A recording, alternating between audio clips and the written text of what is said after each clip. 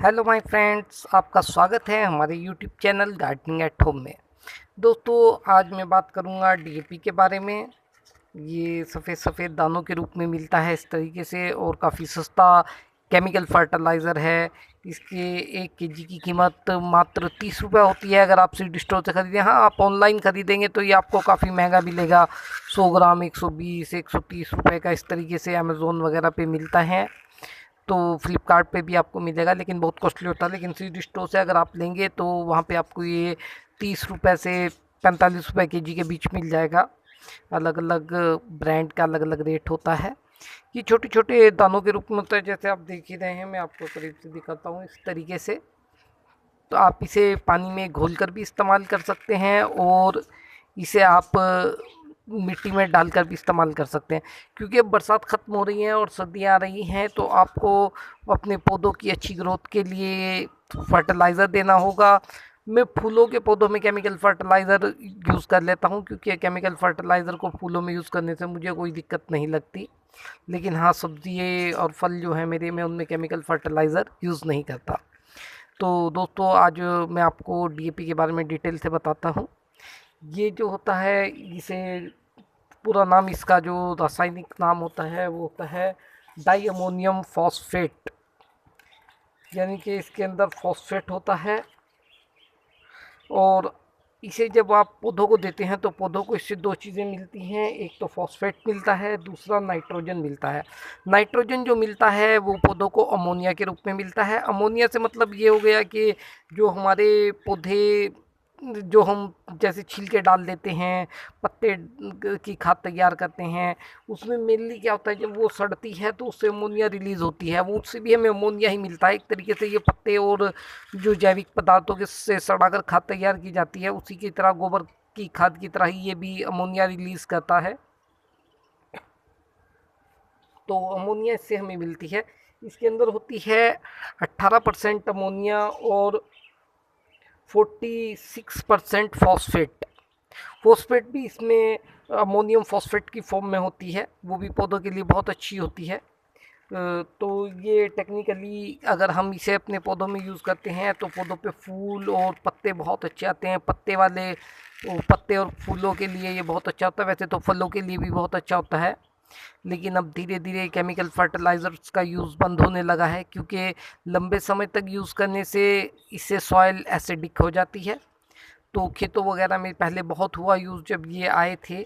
लेकिन जब धीरे धीरे सॉइल ख़राब होने लगी तो इसका इस्तेमाल अब बंद हो चुका है। अब आप जैसे हमारे जैसे लोग अगर करना चाहें तो फूलों के लिए इसका यूज़ कर सकते हैं। फूलों के गमले में छोटी थोड़ी सी सॉइल होती है, उस पर कोई फ़र्क नहीं पड़ता। उसमें अगर मान लीजिए सॉइल एसिडिक हो गई तो हम उसमें कुछ एल्कलाइन चीज़ें मिला करके उसे फिर से सही कर सकते हैं।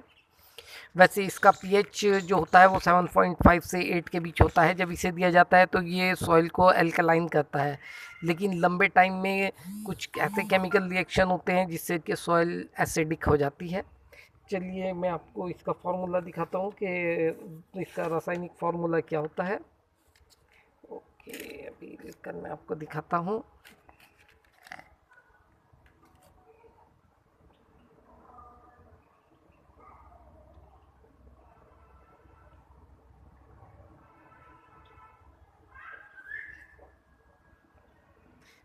देखिए दोस्तों, ये है इसका केमिकल फार्मूला। ये अमोनिया है और ये अमोनियम फॉस्फेट है। यही दो चीज़ें इसके अंदर में हमें मिलती हैं और पौधों को इसे देने में पौधों की ग्रोथ बहुत फास्ट होती है अमोनिया की वजह से। इससे पौधे नाइट्रोजन ले लेते हैं और नाइट्रोजन पौधों के पत्ते और फूलों की ग्रोथ के लिए बहुत अच्छी है। तो आप बरसात के बाद, अब जैसे कि अक्टूबर नवंबर शुरू होगा, उस समय आप इसका प्रयोग अपने पौधों में कर सकते हैं। तो और आपके पौधों पे बहुत अच्छा रिज़ल्ट मिलेगा। तो मैं आपको बताता हूँ कि इसका इस्तेमाल करना कैसे होता है। ये बहुत तेज़ होते हैं केमिकल फर्टिलाइज़र। ऐसा नहीं है कि आपने लेना है डाल देना है। वैसे तो केमिकल फर्टिलाइज़र किसी एक्सपर्ट की सलाह से लें तो ज़्यादा अच्छा है, क्योंकि इनमें अगर आपका ज़रा सा भी ज़्यादा हो गया तो नाइट्रोजन की अधिकता से आपके प्लांटों की जड़ें जो हैं वो जल जाएंगी और आपका खोया हुआ है प्लांट मर जाएगा। तो बेहतर तो यही रहता है कि कोई आपके पास ऐसा बंदा हो जानकार जो जानता हो कि केमिकल फर्टिलाइज़र कितने यूज़ करने हैं, तभी आप अपने प्लांटों में केमिकल फर्टिलाइज़र दें, वरना आप केमिकल फर्टिलाइज़र मत दें अपने प्लांटों में। जैसे अभी तो गर्मी है, तो अभी तो केमिकल फर्टिलाइज़र बिल्कुल नहीं देना है, लेकिन क्योंकि मैं आपको देने के लिए दिखा रहा हूँ तो मैं आपको देकर दिखा दूँगा। मैं थोड़ा अनुभव भी है मुझे, तो मैं आराम से इसे मैनेज कर सकता हूँ। देखिए ये 4 दाने मैंने ले लिए हैं, और 4 दाने में लेकर के ये मेरा रजनीगंधा का एक खूबसूरत प्लांट है, और मैं 4 दाने इसमें डाल दूँगा इस तरीके से, 1 2 3 4, और इन दानों को अलग ही सेपरेट आप इस तरीके से दूर में गाड़ दीजिए प्लांट से। प्लांट की जड़ के पास इसे नहीं रखना है, क्योंकि जड़ के पास अगर ये आ गया तो ये प्लांट को जला देगा। आप बिल्कुल कॉर्नर में गमले के इसे लगाइए, ये धीरे धीरे अपने जो है ना, जो इसका नाइट्रोजन है वो पौधे को देता रहेगा। तो मैंने एक इस कॉर्नर में, एक उस कॉर्नर में, एक इस कॉर्नर में और एक इस कॉर्नर में लगा दिया है। मैंने 4 दाने लगाए हैं, चारों अलग अलग। अभी तो गर्मी है इसलिए मैंने कम लगाए हैं, जब थोड़ा मौसम ठंडा होगा तो आप 6 से 8 दाने 7 दिन में एक बार यूज़ कर सकते हैं, इतने बड़े गमले में, यानी कि 13 इंच के गमले में। और गमला अगर आपका छोटा है तो आपने 3-4 दाने ही यूज़ करने हैं। सावधानी बहुत ज़रूरी है, क्योंकि अगर आपने सावधानी नहीं बरती तो आपका प्लांट जल जाएगा। अब जैसे ये देखिए मेरे पास ये गुड़हल के फूल हैं और इनके गमले छोटे छोटे से हैं, तो इसमें अगर मुझे देना हो तो मैं मुश्किल से इसमें 3 दाने दूंगा। एक इधर लगाऊंगा, एक इधर लगाऊंगा और एक इधर लगाऊंगा, बस 3 दाने में इसमें डीएपी लगाऊंगा और वो इसके लिए सफिशेंट रहेगा। तो इसी तरीके से जब मौसम ठंडा होता है तो आप थोड़ी सी मात्रा बढ़ा सकते हैं, लेकिन इस समय तो आप बिल्कुल मत दीजिएगा। इस समय बहुत अनुभव के बाद ही दिया जा सकता है, और अगर आपको अनुभव में थोड़ी सी भी कमी है तो आप बिल्कुल नहीं दीजिएगा। दूसरी बात, गुलाब पर डीएपी का इतना असर नहीं होता। गुलाब में अगर आप डीएपी देते हैं तो उसमें बहुत अच्छा रिज़ल्ट नहीं मिलता। गुलाब में आपको दूसरी केमिकल फर्टिलाइज़र यूज़ करने होते हैं, उसे मैं आपको नेक्स्ट वीडियो में अपने बताऊंगा। तो दोस्तों मैं उम्मीद करता हूं कि आप समझ गए होंगे कि डीएपी का यूज़ कैसे करना है, डीएपी होता क्या है। ये आपको लिक्विड फॉर्म में भी मिलता है, अगर आप ख़रीदना चाहें वे स्प्रे के थ्रू दिया जाता है, और आपको ये सॉलिड फॉर्म में मैंने दिखा दिया। जो लिक्विड फॉर्म में मिलता है उसमें एक ढक्कन लिक्विड लेके उसे 2 लीटर पानी में मिला लिया जाता है, और जो पानी तैयार होता है उस पानी को आप अपने प्लांटों के ऊपर स्प्रे कर सकते हैं।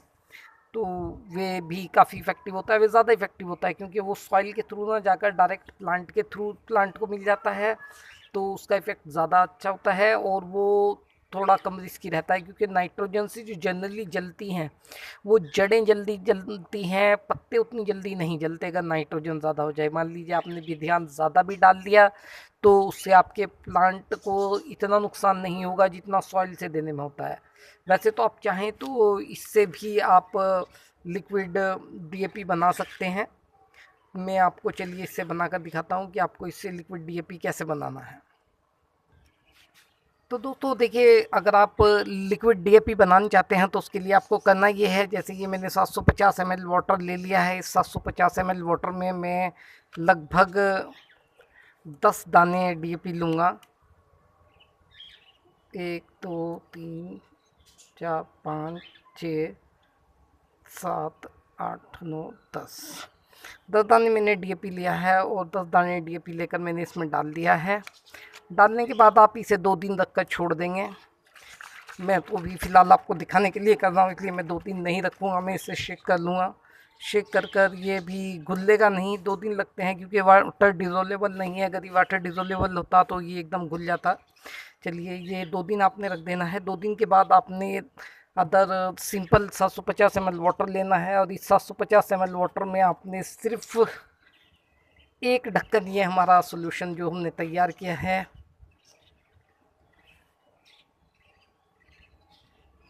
ये मिला देना है। अब ये जो हमने पानी में मिलाया है ये सॉल्यूशन, ये हमारे पौधों के लिए खाद है। आप इसे अपने पौधों में डायरेक्ट दे सकते हैं।